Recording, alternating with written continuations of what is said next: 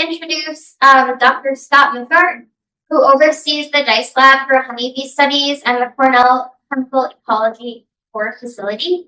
Dr. McArt is an associate professor of pollinator health and director of graduate studies in the Department of Entomology at Cornell University.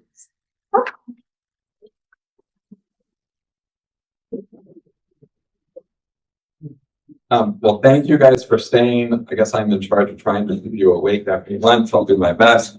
Thanks to Danielle. I don't know about you guys, but I have been thoroughly impressed by all of the talks so far today and all of the interactions that have occurred. Really great panels, really great content. I've learned several things myself. So this is really, really fantastic. You guys are doing a phenomenal job by even just having this conversation. Yeah, just a little bit about myself. I'm half Swedish, so hejsan, hur mår du? I'm really happy to be here in Minnesota and feel right at home. Also, I'm a little bit upset. I really wanted to put on the Taylor Swift thing and sort of say, hey, all right, hey, it's me. I'm the problem, it's me. Sorry, I'll enough jokes. So I've been asked to come and talk about what we've done in New York. I'll get into that, right? But basically what we have is we have a new evidence-based policy. You've heard much of the evidence, so I don't need to preach to the very informed audience here. But what is happening in New York State is we're the first state in the U.S. to ban neonic seed treatments on corn and soybean seeds. It's effective in January 2029. This included a $2.2 million allocation to New York State IPM, which is now Cornell IPM. I have the director of Cornell IPM right back there. He's going to tell you about all of this really great stuff that we're doing to really, again, I would say gain grower trust, which you guys are doing a phenomenal job of so far here, but also to develop something. So a predictive tool for corn and soybean pests for those very few times, as you guys know, that there actually is a significant corn and soybean pest outbreak. We would love to have a tool that predicts that. So then we don't have to just put neonics on every single seed, but we could say, all right, put neonics on here because that's really important, or use something else, right? And then also to research neonic alternatives. So there's quite a bit of effort going on there, and Alejandro will talk about that a little bit. So what I'm going to do is just open this up and tell you essentially the story of how we got there, okay? So if you don't know this, I think some of this information was mentioned earlier, but this is not the first place to put restrictions on neonicotinoid insecticides due to what was perceived as unacceptable risks to manage honeybees and other wildlife. Why focus on bees? I mean, I love bees, so it's great, but it just seems like for whatever reason, bees have been the main non-target organism on this particular topic for a while. In 2013, so now what is that, 13 years ago, the European Union prohibited the use of neonics on all pollinator attractive outdoor crops. In 2017, Ontario, just to the northeast of us over here, in Canada, restricted the use of neonics on corn and soybean seeds. So that has been in Ontario, where they're 9 years ahead of us on this particular topic. In 2018, the EU prohibited the use of neonics on all outdoor crops. And then in 2019, Quebec, another province in Canada, restricted the use of neonics on corn and soybean seeds. So this is not a new topic. We've been talking about it for a while, but it is a relatively new topic, I would say, in the United States. And that's why we're having these types of forums. So the short answer to how this happened in New York is it took and is still taking a village of people. I think you might be seeing the village in here of the people who are becoming informed on this topic and making some really careful decisions, not those quick decisions, but the really thoughtful decisions on this particular topic. And then again, I just circled Alejandro, mostly because he's wearing a really impressive suit. There's no tie there, but yet I love this picture. Okay, so here's the outline for what I'm going to talk about. I'm actually going to probably try to breeze through the science fairly quickly because you've seen a lot of the science. I wasn't really sure what was going to be in the program this morning, but I will tell you a little bit about a report on risks and benefits of neonic-treated corn and soybean seeds, really a synthesis of the entire literature on this topic up until about 2020 when we were commissioned to write this report. Then we're going to step out into the real world and we're going to look at corn and soybean yield in locations where these restrictions have taken place. What's happened? Has the sky fallen, or is actually everything perfectly fine? And then perhaps most importantly, I'm going to talk about like the social. I'm not a social scientist. I'm becoming one, I think, through this particular topic. But I'm going to talk about information and disinformation, the science industry policy interface.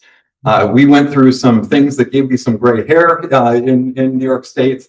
That is happening in pretty much every other state where these discussions are occurring. And if this does, progress here in Minnesota, you very likely will. I mean, unless something unique happens here, you will very likely will experience some of this as well. Okay, so we'll start with the science.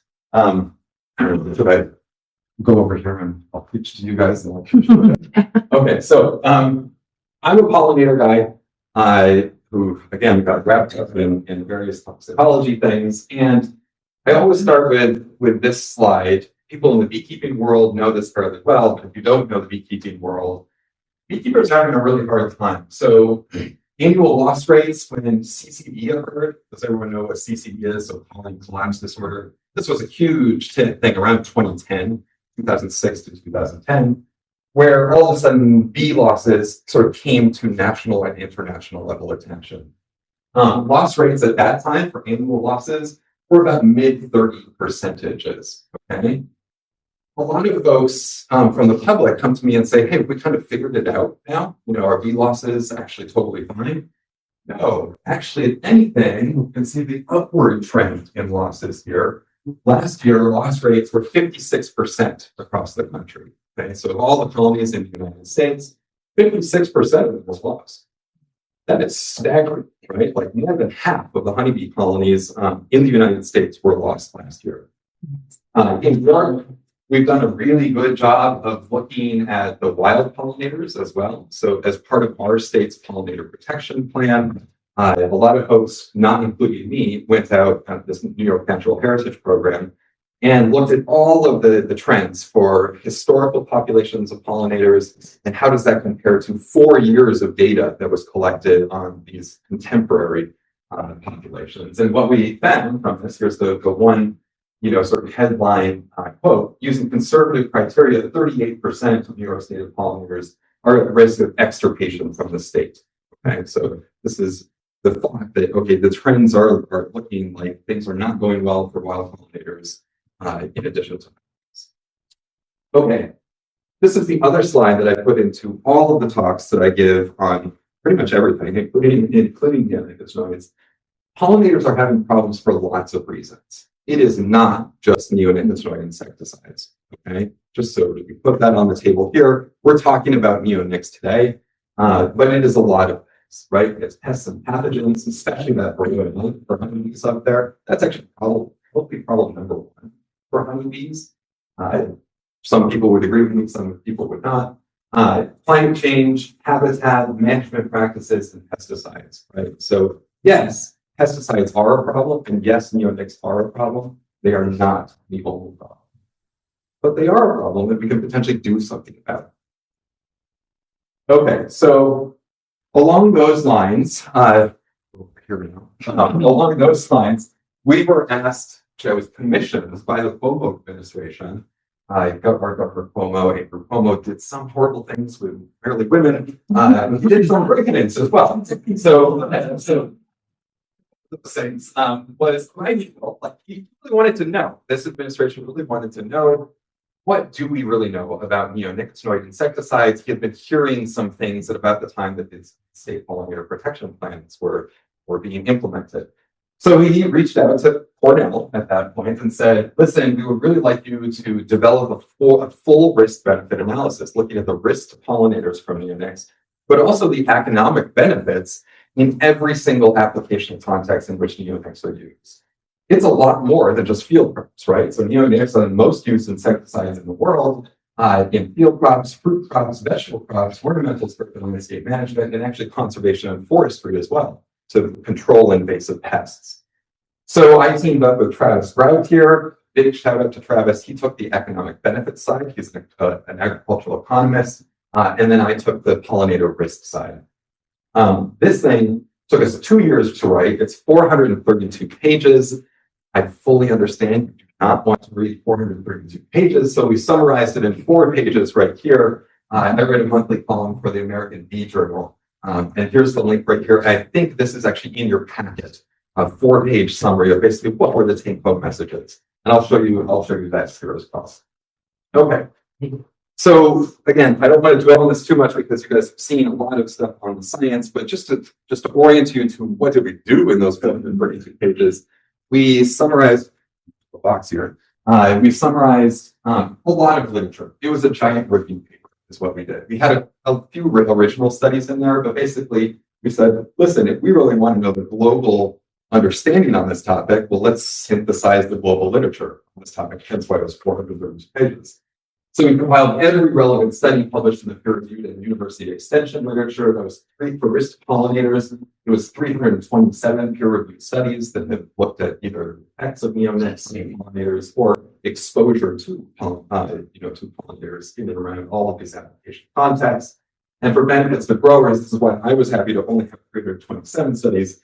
Travis had to synthesize 5,000 paired neonic versus controlled field trials that assess the impacts on pest populations, crop damage, and people. So just a huge amount of work. For risk to pollinators, we went a little bit beyond what the EPA does because we didn't want to just replicate, what the EPA is doing. We wanted to add something. And as you've seen this morning, a neonic might kill you, but also a neonic might have sublethal effects that are really important, right? EPA focuses mostly on death as its measure of toxicity, so an LD50 or a lethal dose for 54% of organisms. We decided, well, let's look at some of those sublethal effects as well.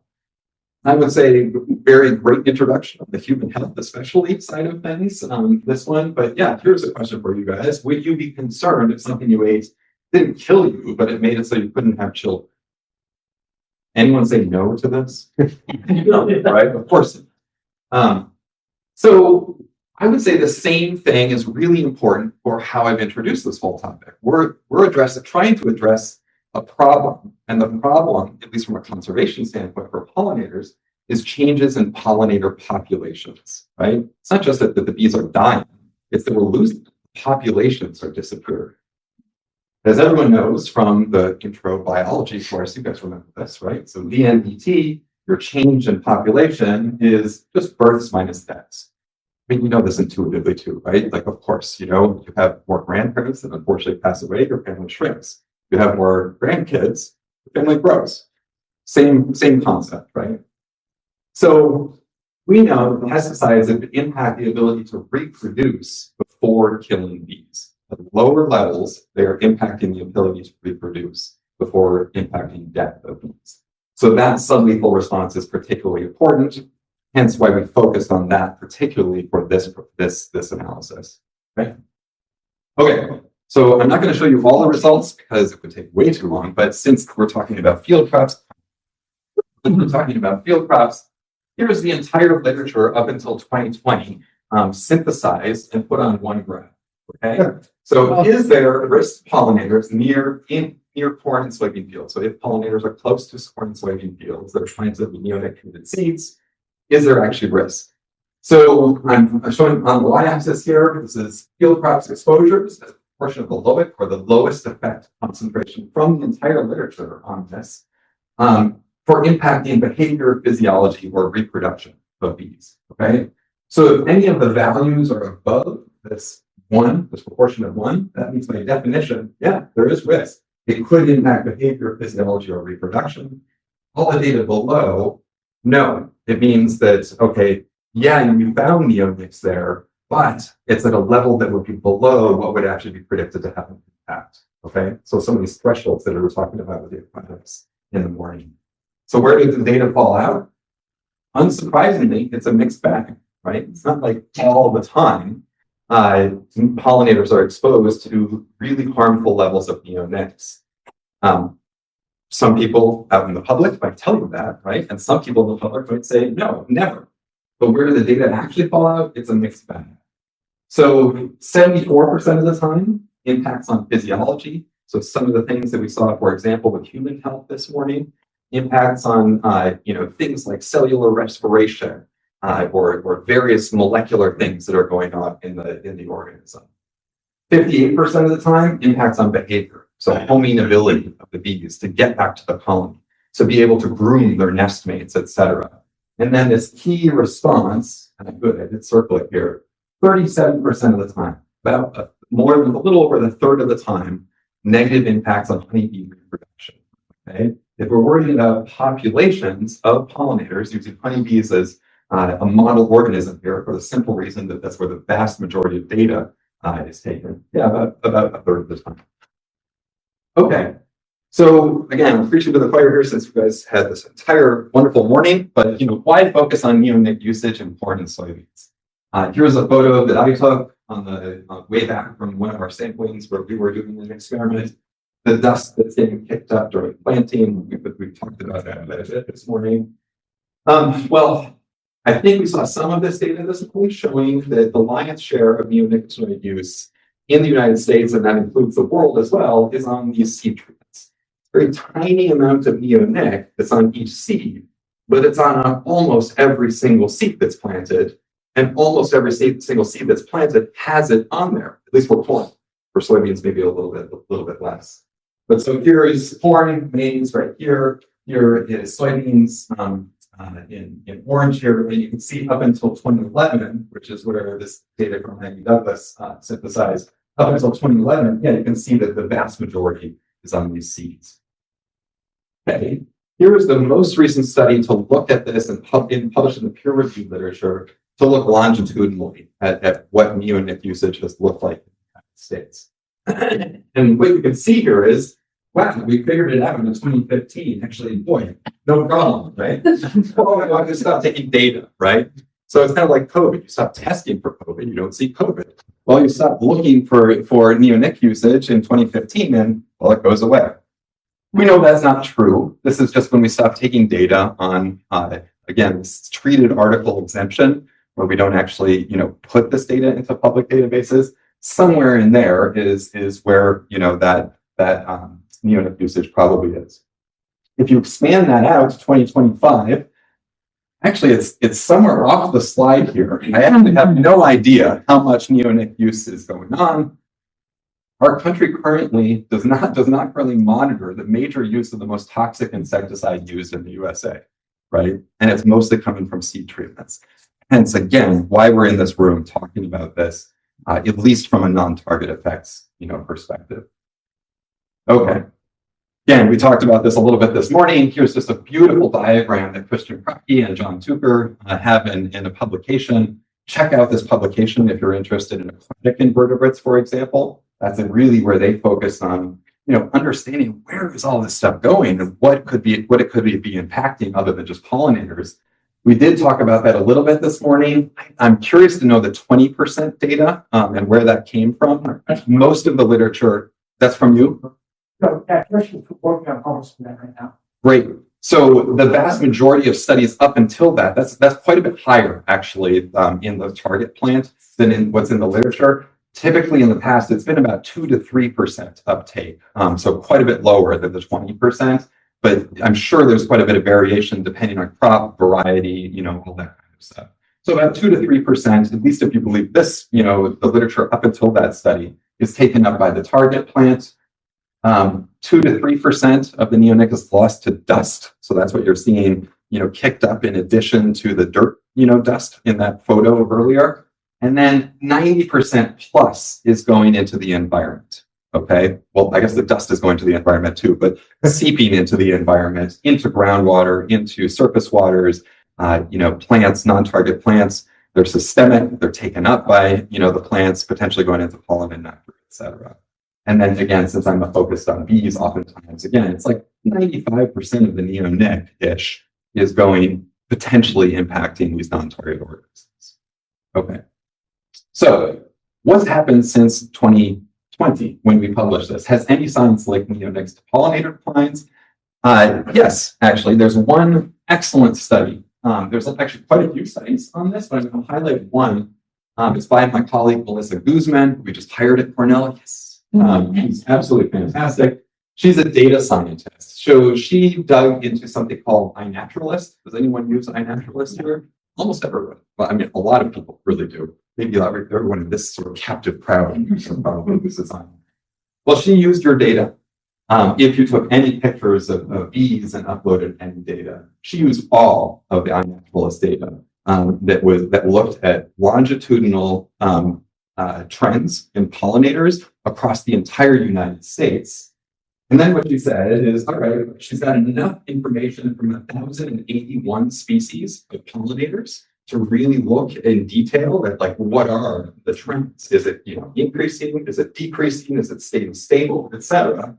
And then she looked at some of the major drivers that might be causing differences in those changes in populations. And what came out is the single most important factor for driving declines of those 1,081 species of pollinators, neonicotinoids and pyrethroid use. I think we're somewhere right around there. So I guess we're not like epicenter of yellow, which is most use of neonics, but we're pretty darn close. Okay. Really impressive study. Okay, so that's for pollinator declines. There are basically the take-home message. That's okay. There are major risks to bees from usage of neonicotinoid insecticides. There must be major economic benefits to pollinators. And I don't need to tell you guys anything about this because you already know. But here's what the entire literature up until 2020 showed. Okay, so this is a pie chart showing, and actually I should preface this by saying, in all application contexts other than field crops, there actually is really clear evidence for benefits, economic benefits to users of neonicotinoid insecticides. Are there other things that they could use? Sure. Almost every single application context, there are alternatives. But for field crops, the answer is completely different. So here, all of these pie charts are showing gray, which shows there's no difference in yield when you use a neonicotinoid insecticide versus a completely untreated seed or a fungicide treated seed. There's two types of controls that you could have here because there's lots of things that you could potentially have. Okay. So overall, 613 field trials, 12% of trials observe an increase in yield compared to controls. Again, this includes the literature where the fields have been augmented with pests. So it's not just a natural system, but also the augmentation. You'll see some data in a bit from New York showing that actually these are pretty high numbers. I think you saw that this morning as well. So yeah, 12% overall increase in yield compared to controls. About 50% of those trials make up the cost of the seed treatment. So about 6% of farms benefit economically, or a flip side to showing that is about 94% of farms are actually losing money by using these seed treatments. Okay. Again, since I have a little bit short on time, pretty similar situation for soybeans. And here about 7% of farms benefit economically, or about 93% of farms are losing money. Okay. Okay. So what's happened since 2020? Has any science investigated benefits of next to corn and soybean farmers? Yes, there's been quite a bit of work on this. One that I just wanted to point out is this study from Justin Smith. 4 years of neonic treated versus controlled field trials, 129 corn sites, 31 soybean sites. In this study, 8% of corn sites experienced the yield benefit of neonic treated seeds, 6% of soybean sites experienced that yield benefit. The financial cost of neonics was recouped in about 3 to 4% of yields. Okay, so even lower than the numbers that I was showing you before. These are her words, not mine. These data highlight an opportunity for reducing input costs, environmental loading, and non-target effects without adverse effects for Ontario producers. Okay, real world. Yes, I will do this, and then I'm going to do information. I might go a couple minutes long. Sorry, all right. So corn and soybean yields in locations with neonic restrictions.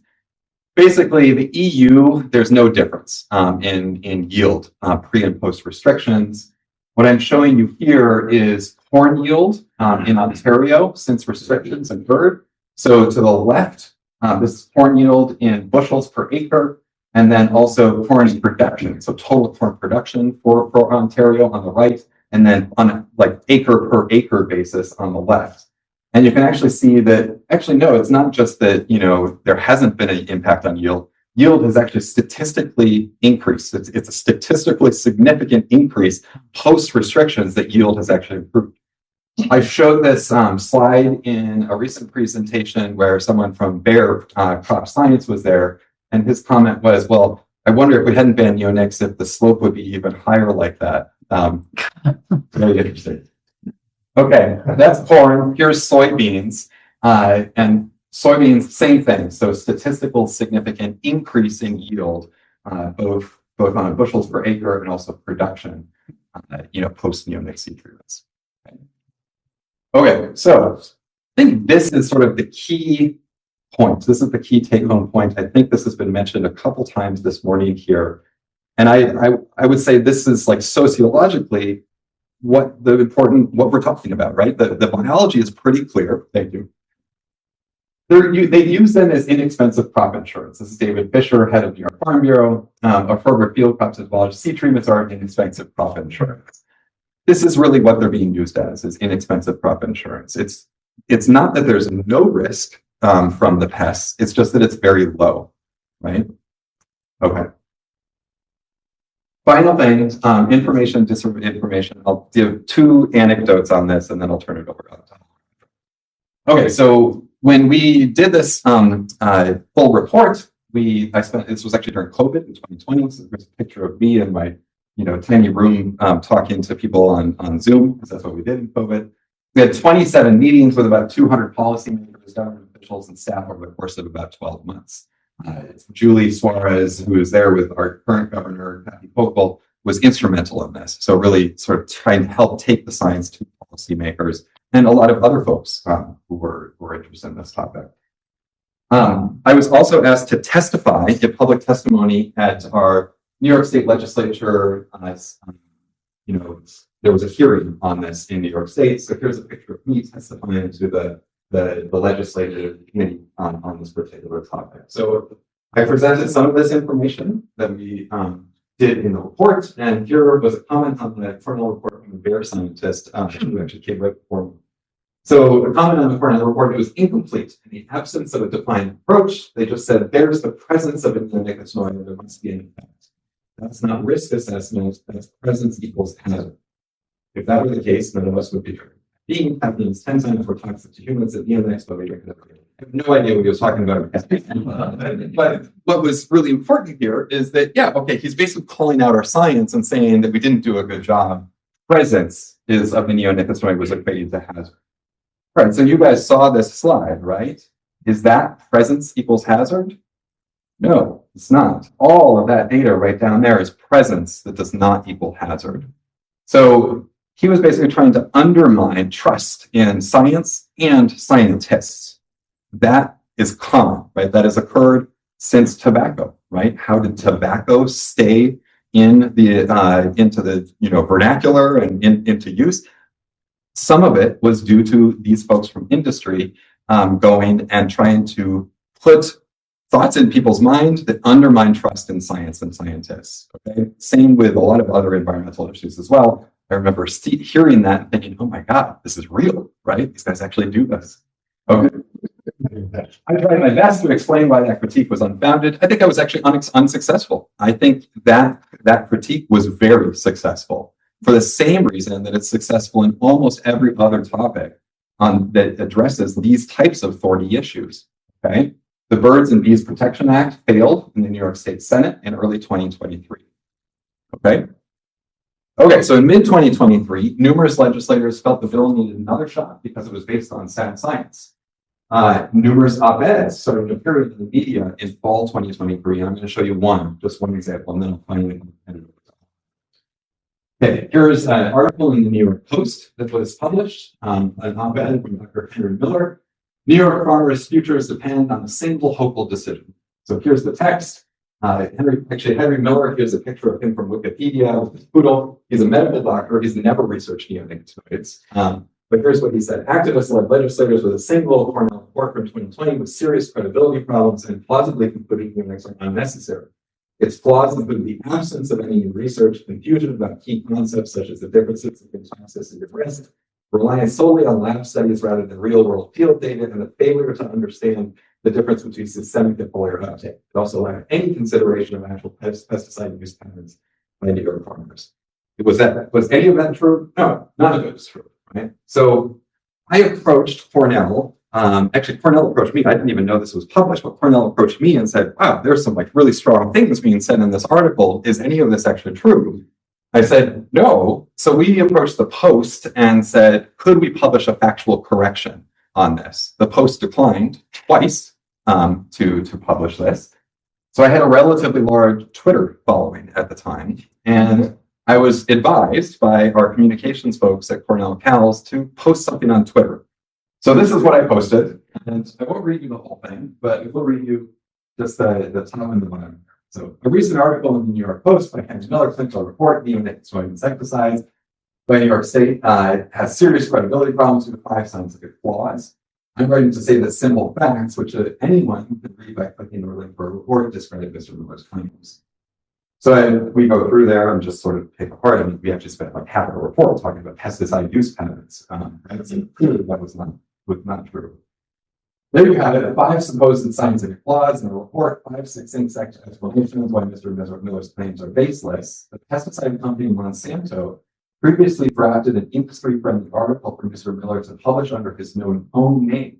One has to wonder if the pesticide company drafted this disinformation article for Mr. Miller as well. You don't have to go very far to find that actually Monsanto ghost wrote a paper, a draft of the paper for Mr. Miller. He has done this many times, right? And he's been paid, well, I don't actually know if he's been paid, but somehow he feels like this is a good thing to do. He's one of many people who do this type of thing, okay? This is getting a little saucy here. I'm just letting you know, this was a rude awakening to me at the time as a scientist. We peddle in sort of facts and logic. This is the real world, right? Okay. So was the Post op-ed ghost written by a pesticide company? I have no idea, right? But regardless of who wrote the article, its content makes sense if you consider economic benefits to industry, not economic benefits to farmers. And I think that message has probably resonated fairly well this morning. Okay. So that's mostly it. I'm going to leave it to Alejandro now to talk about. All right, I've got all the gray hairs. Now he's doing all the important work, or all of the things that we're going forward. And I'll just leave you that, yeah, we're doing some really cool, big research trials. And I would say, yeah, the research is important, but I would say we're working to gain trust among farmers on their farms. It's these interactions with farmers right out in their fields, which is probably the most important thing that we're doing. Stop that right now. Okay. All right. So with that, thank you very much.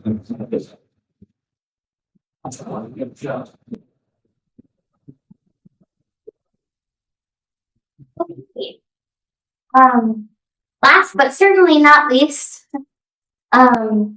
we have Dr. Alejandro Calixto, the director of Cornell University's Integrated Pest Management Program, where he leads a dynamic multidisciplinary team of scientists and extension specialists in entomology, plant path, weed science, and pesticide safety. Under his leadership, Cornell IPM delivers more innovative science-based strategies that build resilience against pests while creating safer farms, homes, schools, and communities across New York State.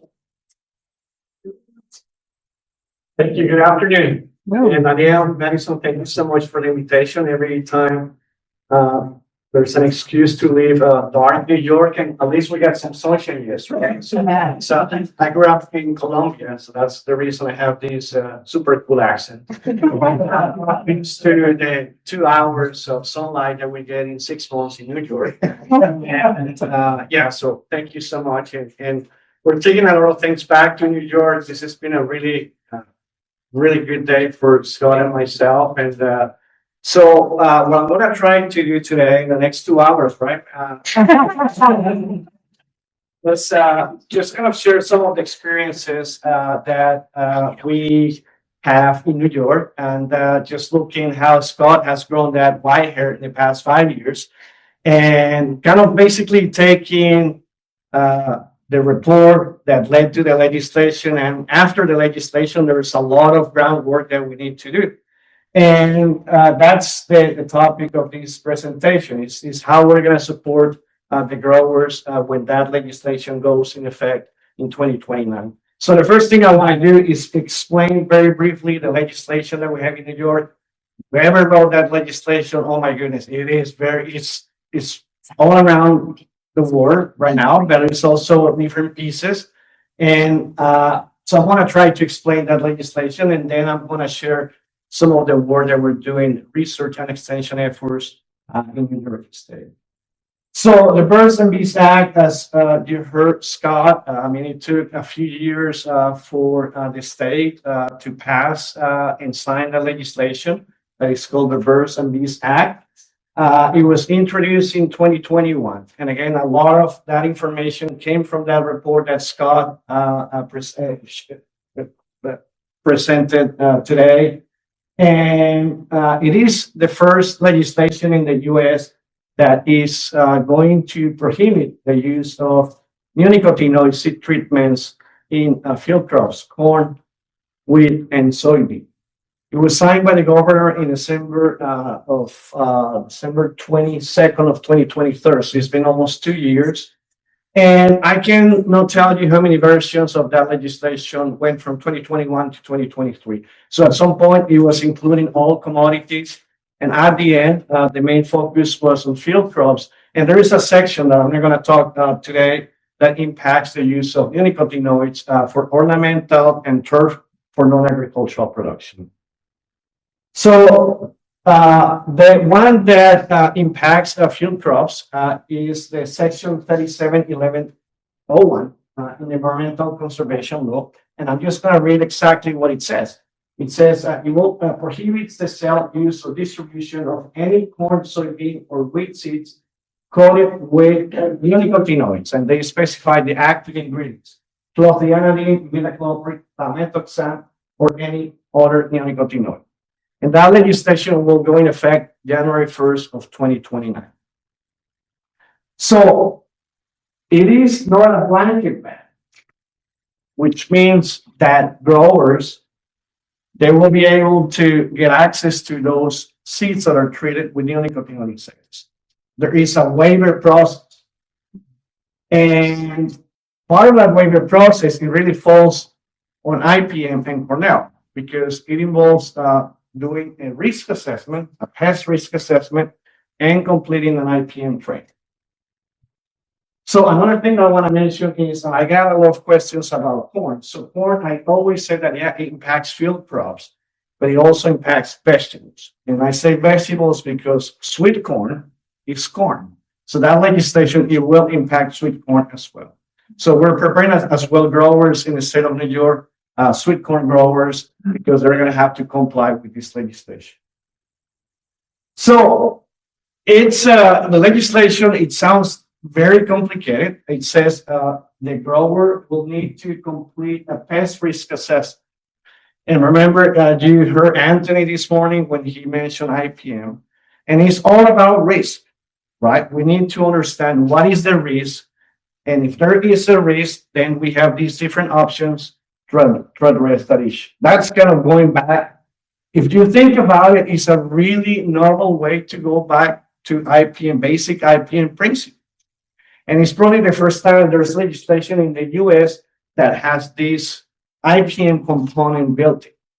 So it's just trying to help the growers determine the risk of having that pest and having significant pressure that it will cause significant crop losses. So they're going to have to do that risk assessment. Then they're going to have to complete an IPM training. It's not an IPM training that will have to take 6 months sitting in a classroom listening to me. No, it's not like that. Although many people will be very excited to listen to that.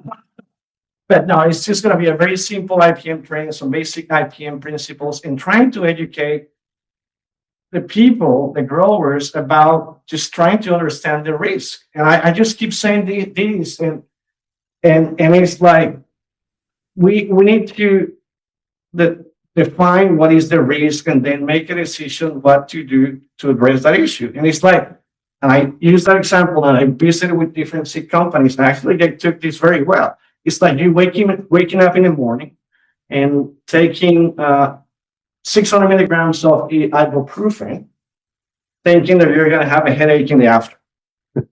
It is basically that way. I mean, you're putting pressure on your liver you're not really addressing the issue because you don't know if you're going to get a headache. And then what you're creating is really another bad situation. And that's basically what we do with different tools, not only chemicals. We probably do the same thing with biological control agents and some other things that we use for IPM.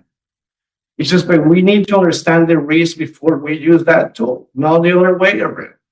So, and one person said, well, you're from Colombia, you have yellow fever, malaria, and you need to get a shot to go to Colombia.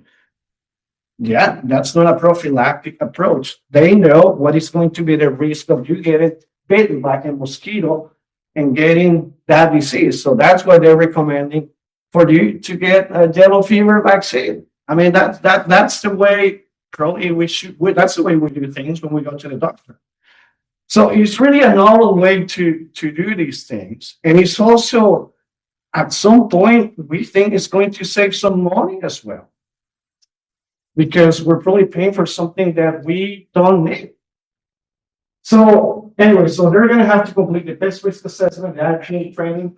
They have to keep records of that, the risk assessment and the IPM training, and then they can submit a request of waiver to the state to buy seeds treated with neonicotinoid insecticides. And it sounds like a really complicated process. The state is making sure that this is going to be a very simple process for the growers, or they might just not need that access to those seeds anymore.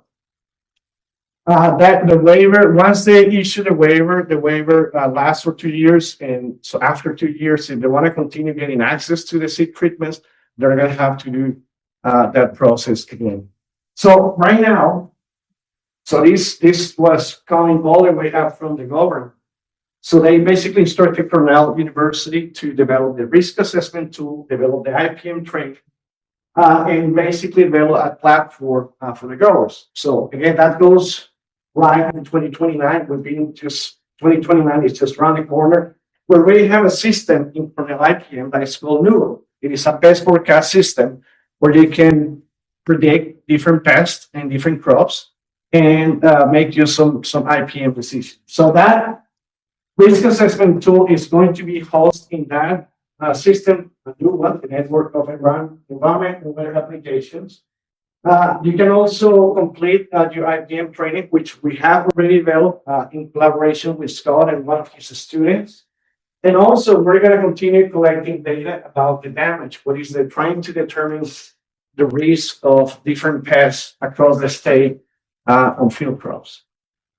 So this is the IPM training. It was launched already almost a year ago because, as I said, part of the legislation impacts the use of neonics for ornamentals and turf for non-agricultural productions, and people, pesticide applicators, are required to take the IPM training, and also they have to maintain records of these trainings so they can continue getting access to those insecticides. So we have already built the system. We have already the framework for the IPM training, and it's going to be very similar in 2020. It's an IPM training. It takes half an hour to complete, and all information goes directly to DEC. So the grower is not going to have to print and mail stab, or we're going to try to make this as easy as possible for the growers. So now I'm going to try to unpack a lot of information since 2022. So ahead of, before the legislation was passed and signed, we started already working in New York, looking at alternatives to neonicotinoid insecticide. So that's the first part. I'm going to talk a little bit, some lab, greenhouse, and field work that we did. And then 25, from last year, 2025 to 2028, is probably one of the largest on-farm research and demonstration projects that we ever done. We're actually working with growers, recruiting growers, and planting corn and soybean that has the neonicotinoid insecticide treatment and seeds without the insecticide treatment. And it's like a natural experiment. It's not a controlled experiment. We're just letting it grow. And we're just collecting data just to continue expanding and building the risk assessment. So I'm going to very briefly talk about the research that we did between 2022 and 2024. And first I want to mention, this is a This is actually, I couldn't put all the people that is being involved in this project since 2024. And most importantly, all the growers that have been participating since that year with us. We're close to 80 growers in the state of New York. People from extension, faculty from entomology, people from our program as well. So it's been a team effort, and I cannot tell you how stressful this has been, because as Scott pointed out, I mean, this has been it has been a controversial topic. They put a lot of pressure on Cornell. They put a lot of pressure on the Department of Entomology. At some point, everybody's going to have to buy some staff for Scott to dye his hair back. The headaches that some of these things have caused to people involved in this project. So I'm just talking about field crops. We also have projects in vegetables. We have projects in turf. So field crops, we started doing 6 projects, looking to some basic things and around a pest that is called Sycamore maggot. Sycamore maggot is the driver in New York. Waterworm is also can be a problem, and there's also white grubs. But we focus initially on Sycamore maggot. So we start looking at trapping methods for Sycamore maggot. We look at seed treatment alternatives. We look at the impact of a pest abundance depending on agronomic practices, the use of cover cropping, manure, fertilizers, etc. And also we explore novel seed treatment technologies. So we're trying to cover different things. So we started with 83 locations in 2022 and ended up having 46 in 2024. But just want to show that we try to cover a large area in the state of New York, areas where we have significant acres of corn and soybean. And we were just looking at how we can monitor that pest, how we can forecast that pest, how we can define the risk of that pest and alternatives. So we focus on those 4 things. So the first thing is sticky traps, and I have to admit I'm not a field crops entomologist, but I'm an entomologist. But that was my training, and when I was in grad school, I always remember red flies are highly attracted to yellow sticky traps. And well, that was not the case for Sycamore maggot. I mean, that's been kind of a recommendation that's been going on for 25 years. Quickly, Dr. Katya's lab, who has been our biggest collaborator in this project, quickly they found that actually the blue sticky traps are way better trapping method for Sycamore maggot.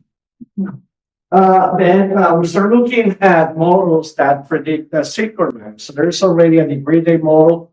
So the degree day models basically uses environmental data and biology data from a pest, so you can predict very accurately when that pest is going to be a problem. When they're going to lay eggs, when they're going to pupate, when they're going to become adults, so you can make some appropriate management decisions. So they start looking at those degree day models of Sycamore maggot. Those models, as you would imagine, were significantly off. So we start just revising and improving and validating those models. So now there's a new degree day model for a Sycamore maggot. We just published that last year. And that degree day model actually is already posted online. We have the NUA system has a model for Sycamore maggot. And I just want to show about something that was interesting from that research about Sycamore maggot. So Sycamore maggot, according to the literature, they have different generations. But when you go and start sampling, and this was using the blue sticky traps, basically Sycamore maggot is year-round. You don't really see those different cycles across the year. It is present year-round, and actually is very active early in the season when it's very cold. So you can see some activity in March, which to me is very cold, winter, dark, snowy, and same thing. So for 2 years, it was kind of a similar situation. So we get to see a lot of flies. If you go and put out sticky traps around, I mean, you get those blue sticky traps covered with Sycamore. And so, anyway, so we were able to make those predictions when they're gonna merge. Well, I guess 5 million. Oh, maybe. Anyway, so but we were able just to better predict when that pest is going to be more active.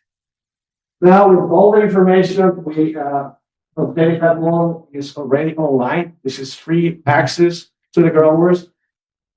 The problem with this model is that it can only give you an 8-day window for predicting when that pest is going to be active.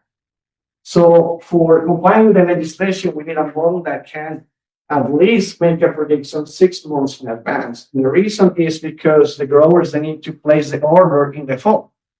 So that's the work that we're doing right now, just developing a model that you can predict the risk 6 months in advance. Anyway, so some of the data that we have based on the damage that is caused by Cyclomago. So one thing that I don't have all the data here to show to you guys, and I only have 5 minutes, but so you get a lot of adult activity, but that does translate into that.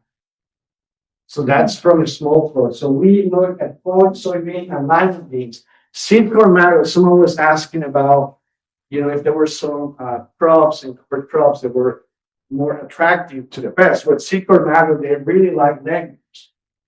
So soybean and lima beans, they prefer that over corn. I don't know why it's called seed corn matter. It should be seed soybean. They're not really into. So I just want to point out that the damage was very low. This is a small plot trials. And so we estimate that there's a 67 seed corn mago and pupa per 1,000 seeds. So the risk is very, very, very low. We also look at different combinations. So I don't have the brand names here, but the Neonic treatment, basically the conventional Neonicotinoid seed treatment with the fungicide, we usually have 2 or 3 fungicides. We look at the diamide, so it's one of the alternatives, alternative diamide, and seeds that they have only fungicides and no insecticide treatment. And we look at in lima beans and corn. And again, you see no really significant damage. And just look at the scale, less than 3% damage. Very, very little. These were controlled experiments, so we were using both meal and we were increasing the abundance of flies. And so we were suspecting there were more activity in the soil. And with that, we didn't see that increased risk. We also looked at the cover crop, influence of the cover crops. We didn't see any influence of the cover crops on pest abundance. And also different agronomic practices, whether it's in fertilizer, alfalfa, or the mixture of all of these. And we didn't see a direct relationship between the use of those agronomic practices in terms of seed corn matter abundance and damage to the crop. This is some lab work that we did, just looking basically the products work under controlled experiments. If you put this seed treated under lab conditions and if you expose seed corn matter larvae, they will, if they feed on them, they will be active and they will get killed. So those products, they work under controlled conditions. It's when you go under field conditions, that effect gets diluted. We're trying to understand why is there risk. I want to move quickly. This is another alternative that we explored. It's called methyl jasmonate. It's a plant elicitor. It induces a resistance from the plant. And we have a faculty together, Dr. Jennifer Taylor, who has been working on this for about 3 years now. And this is basically a discovery project right now. She has found some activity, observed some activity of methyl jasmonate, reduces the damage of seed corn matter under lab and greenhouse conditions. So it has a publication aligning those effects that are observed. So just to summarize that portion of this project, how can we best monitor seed corn matter? So blue sticky traps, as you saw the results, how we can forecast Well, so we have a model that can forecast when you're gonna see fly activity, whether larvae and adults. The candidates only provides an 8-day window, so it's not really useful for the growers of these forms. And what is the damage? What is the risk? So under field conditions, we observe less than 3%. And under lab conditions, you can see the risk is almost 95%, right? But we didn't see any clear influence of overcropping and so amendments insect that. And lastly, what are the alternatives? So number one is no insecticide seed treatment at all. I mean, that's really an alternative. I mean, if you don't have that risk, why do you want to use that insecticide? Another alternative, so diamides, I didn't talk too much about spinosad, which is a relatively old insecticide, but it's not systemic. So it does reduce the risk of impacting low target species. And it was also very effective under lab conditions. And methyl diasmonate is a good lead as non-chemical, basically, non-chemical alternative for seed treatment. So can I use 2 more minutes or? Okay. We did. Yeah. Question. Yeah. So very quickly, so we got all that data from 2022 with small plots. We wanted to go into larger plots and basically we engaged in these monster trials, which is a large on-farm research and demonstration project, where we recruited growers and we asked them, can you plant 1 acre of treated seed and 1 acre of untreated seed? That's all we're asking. And we don't have control of anything else. If they want to use cover crops, they want to use manure, they want to burn the field or not. We want to make this as realistic as possible. So we have year 1 in the back already, 2025. We're compensating the growers for participating in this project. It's a 3-year project, and we're also providing weather stations, the weather stations that we use to forecast the pest. So we're trying to provide some incentives to the growers to get their attention, but also for them to understand that, I mean, if there is a risk, trying to see visually what is the risk, and if there is no risk, then kind of convince the growers that they don't really need those seed treatments. So anyway, so I'm going to very quickly show 3 slides and then I'll stop because it's important. This is data from 2025. 1 acre plots. So soybean and field corn. So we have almost 50 locations in 2025. This year, we're going up to 80 locations. This is the pest abundant in seeds. And basically, this actually confirms what we saw in the small plot trials. And has been, I mean, we're not presenting something new here. This is something that has been said for almost 10 to 12 years now. And the pest abundance is very, very low. In fact, it was lower under these conditions that what we observed in those controlled experiments. So we're looking at 6 seed per mag or larvae per 100 seeds. And it was kind of similar for both soybean and corn. No differences between those 2 and 3. The stand counts, basically no differences, soybean and corn. For the plots treated and compared to untreated. And yield. All we care is about yield, right? There you go. So this is corn, treated and untreated. No differences in yield. And here's the soybean. We did field days. We actually had field days in those farms. And they were planted next to each other, and they were able to see those 2 plots. We have drones flying those plots. We have photographs. And it's working that process, not only doing that research, but also doing the extension and outreach, kind of just gaining the confidence from the growers that they can grow seeds, corn and soybean without an insecticide treatment.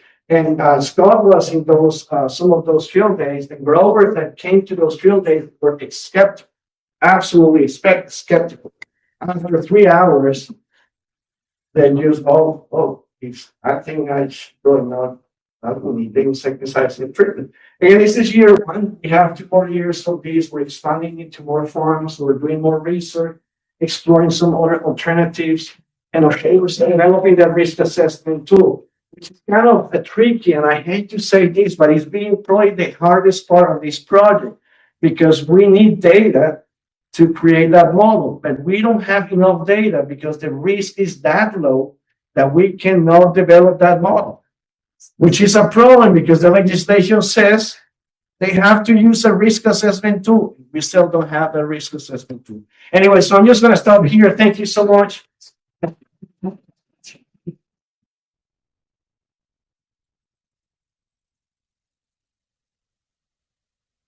Scott, do you want to come up? And we can have like 5 minutes, 8 minutes for questions.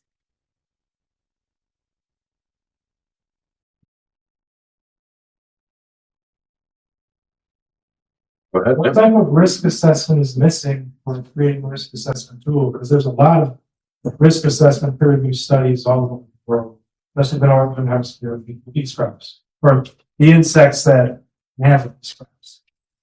So we're looking at different variables, environmental variables, biotic and abiotic factors, agronomic practices, soil type, and none of the predictors that, because the damage that we have seen and the abundance that we have is that low in these field conditions that none of those predictors are solid for determining it's going to be a 5% risk in your field. So I don't really have an answer. We're looking into, I didn't mention this because I ran out of time, but there were farms in New York that were not in this project that they had issues with seed corn. It can be a problem. We're not saying it's not a problem. It's just in all these years, we never had those locations, we never had the conditions. Those farms that they planted early were, what was the trend on those farms? It was early planting, it was cold, it was wet. And they had issues with seed corn. The thing that I also have to say is that those seeds that they planted, they had neonicotinoid seed treatment. So even with the treatment did not provide a benefit. And the reason is Kropke's publication in John Tucker's, the off-target movement. A lot of is a highly soluble compound. You get a lot of water, it's moving off target. So, and we're trying to get into those locations. I don't think it's really related to the farm history. It is really random. It's just at some point, sometime there is some conditions that align, and then seed corn is a problem. But even looking at those farms, it's still within that range of less than 3% damage. So we don't have a clear idea what are we missing. And in those farms, so we had some issues in the past. They had some issues in the past. Very hold the key for making a better prediction. So I don't think that's true. Also, it's too bad that you got hijacked by Bayer. Was it Monsanto Bayer? So I'm one of many people. 2014, they published a study. Forget what journal. Robert Schmuck, his name, and for real. And his method of theoculprit exposure to parasitoids was soaking eggs and then simulating rainfall by rinsing them off, and then letting the parasitoid, like they washed the chemical off before even exposed, as there was maybe some of them. But if they're going to do that study, then talk smack about an actual study, kind of weird. I know weird. I don't know how to answer that, but It's supposed to make you feel good. just what I would say is, again, I'm one of. It was jarring, right? And I think it's still jarring, right? In other states that are considering legislation, there's very similar tactics that are playing out. I don't know. I'm not here to advocate for anything, right? So you guys in Minnesota will have to decide if you want to try to do something or not. And it's also, I get it, right? Like no one wants a big tool taken away, especially by heavy-handed government. No one wants that, myself included. But the tactics that occur like this occur for everything. For climate change, fossil fuel industry is trying to, take out scientists, take out science, sow distrust on what's actually out there. Just be aware, if you guys pursue anything here in Minnesota, that will very likely play out. You'll have to look at information that's in the media and decide for yourselves, is that actually good information or not? Well, you look at the paper method. And if they simulate rainfall, that's how it's supposed to be. Question over here. Do you have any sense when you estimate that there's some damage, but it doesn't affect yields? Is it harder for the farmers to get like injured crops sold, or is there any real cost of that damage, or that can be quantified? I just it's so hard to move the bar with communicating misinformation, and so I'm just trying to get to the heart of what farmers might where their push points might be in terms of market. So the problem with this, and this is the other thing about this, we're looking at below ground pests. So, and I'm not a field crop entomologist, Anthony, you are. So when you work above ground, you see the pests. It's actually easier to even do rescue treatments and things like that with seeds. Once there is the seed is damaged, it's no longer viable. So I don't know, but some soybean and some soybean and corn, even with a small damage, we have data of seed corn maggot damage and the seeds germinated and outgrown. So there is some compensation. The other thing is that when there is some damage in soybean and corn, let's say there's 2% loss due to pests, they tend to overcompensate. Soybean specialists, they tend to overcompensate. So you see a little bit of stand losses at the beginning of the season, but then it does not translate into yield losses. So, but to your question, it's really hard to do that for a pest and the target timing for that crop, because you're looking at the seeds and that's below ground. So we don't really have much visibility below ground. That's another issue. But that's a good place.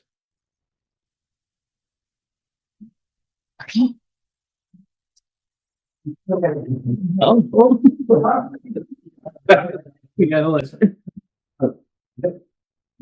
Has there been any change in the price of corn seeds in Ontario for that with the removal of neonics? That's a good question. I don't know that off the top of my head. I don't know.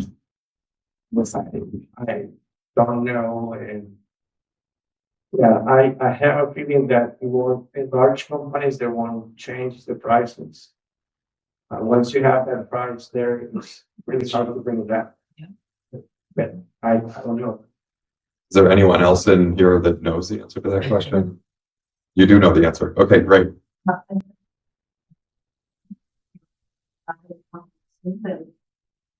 Sorry, I can't hear you. I interviewed some Quebec farmers, and they reported that now that it's more mainstream, it is competitively priced. Thanks. Oh, we're done. No. Get these New Yorkers out of here. Just wondering. Imagine. Back to playbook. Is it dying down? Is it kind of exponential decay? Or are they keeping that, or is it misinformation? So the key thing to read on this, it's even a movie. It's called Merchants of Doubt. Have you guys heard of that book? That's the seminal work on this. And it's literally called the Tobacco Industry Playbook, where, all right, you just push a narrative to, sow doubt on things. There's actually some pretty strong evidence that that's playing out not just on environmental issues or human health issues, but just sort of all society. yeah. Right. So your question is it dying out? I would say the answer pretty emphatically is no. I would say it's just increasing. But again, I'm not a social scientist. I am a social scientist by, I guess, necessity, from this particular example. All right, that's it. Thank you. Yeah.